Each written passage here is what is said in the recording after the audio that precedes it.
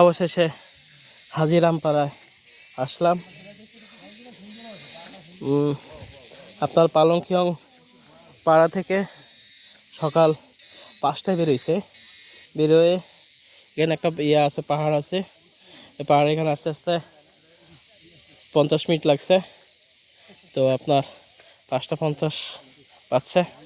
তারপরে পাহাড় উঠতে উঠতে উঠতে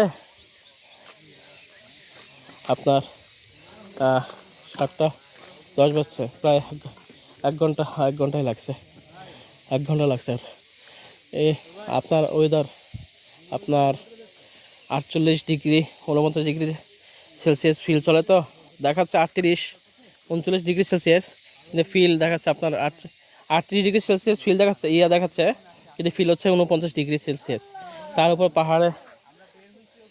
পাহাড়ি গরম।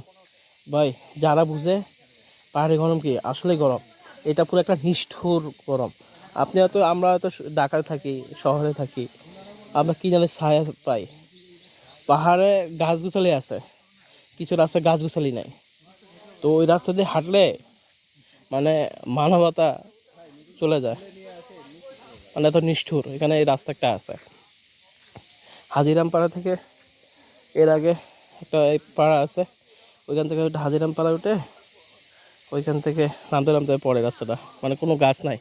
আপনার জুম পড়ায় দিছে, জুমের একটা গরম প্লাস ওয়েদারের গরম। ও মানে ভাই বাসায় বোঝা যাবে না আপনার, এত গরম। যাই হোক, আমরা ফজরের সকালটা ঠিক মতো হয় নাই, আমরা বের হয়ে গেছি ঠান্ডায় এসে বললাম। পাহাড়ের একটা অবস্থা কি আপনার, হ্যাঁ আচ্ছা।